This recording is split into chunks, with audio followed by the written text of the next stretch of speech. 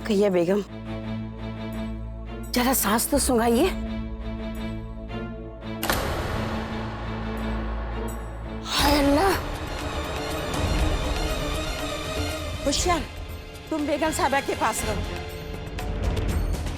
क्या आप ये यकीन के साथ कह सकती हैं? जी शहंशाह, ये हमारा कुदरती तौर पे नहीं गिरा, बल्कि किसी की साजिश है। क्या कहना चाह रही हो तुम? रुकैया बेगम को धतूरे का अर्क दिया गया है महमंगा। अगर कोई आम आदमी इसे पी ले, उसे केवल नींद आती है। अगर इसे किसी हमला औरत को दिया जाए तो बच्चे के लिए जानलेवा हो सकता है। हमने उसके निशान देखे हैं बेगम के खून में, और बेगम के मुंह से भी उसकी महक आ रही थी। किसने किया ये गुनाह? ये तो हमारे भी समझ में नहीं आ रहा शहंशाह।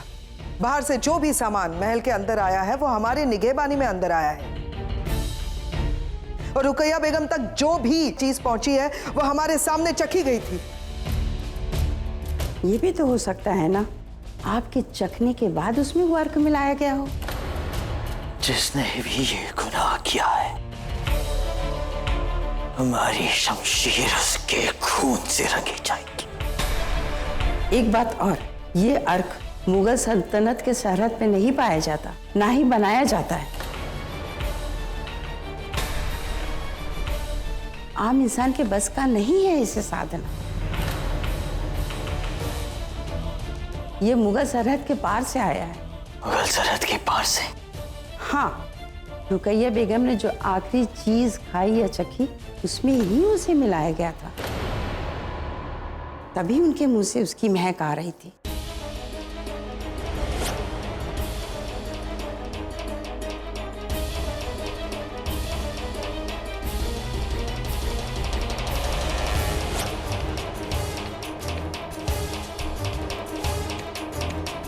बेगम रुकैया ने आखिरी बार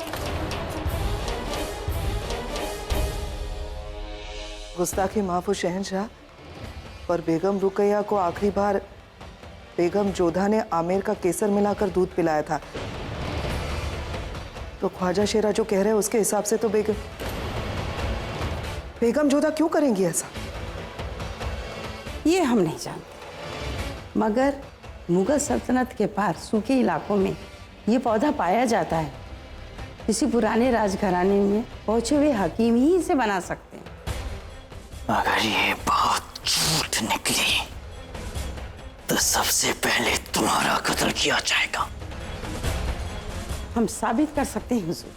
केसर की सारी डिब्बियां यहाँ लाई जाए।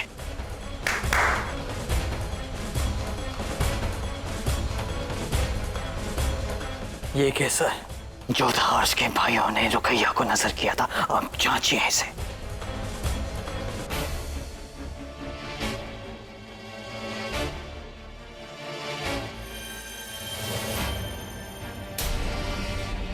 ये देखिए शहंशाह, ये हरा रंग उसी अर्क का है। जैसा हमने कहा था, अगर इसमें अर्क है, इसके खाने के बाद थोड़ी नींद आ जाएगी। ठीक है, अभी दूध का दूध, पानी का पानी हो जाएगा।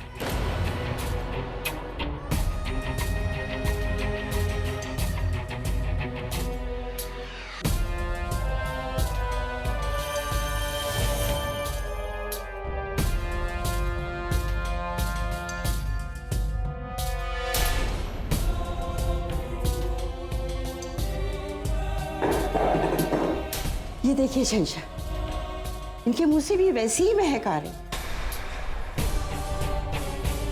इस केसर में ही वो अर्क मिला हुआ है। जोधा,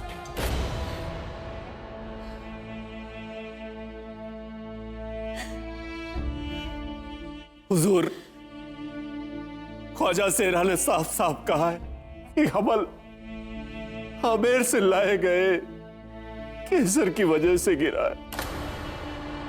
उस केसर में धतूरे का एक खास अर्क मिलाया गया था जो कोख में पल रहे बच्चे के लिए जानलेवा होता है।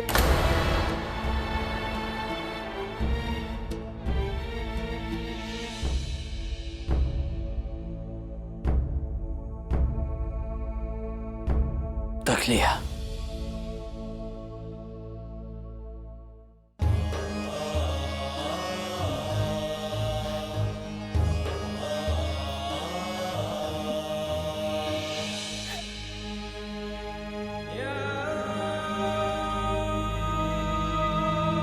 तुम्हें बहुत अफसोस है रुकैया। अफसोस तो हमें भी है जलाल। अफसोस की सच जानने के बाद भी तुम पहले यहाँ आए, जाकर उस गुनहगार को सजा नहीं दी। रुकैया, हमें सब पता चल चुका है जलाल। उस जोधा से हमारी खुशी बर्दाश्त नहीं हुई ना। मीठी छुरी निकली वो, मासूम बनकर हमारे बच्चे की खुशहाल जिंदगी का तोहफा देने आई और मौत नजर करके चली गई। उस रुक्के में हमारे बच्चे की मुस्तकबिल की दुआ मांगी और बददुआ देकर चली गई। उसी चम्मच से जहर पिलाकर हमारे बच्चे को मार डाला जो तोहफे में लाई थी।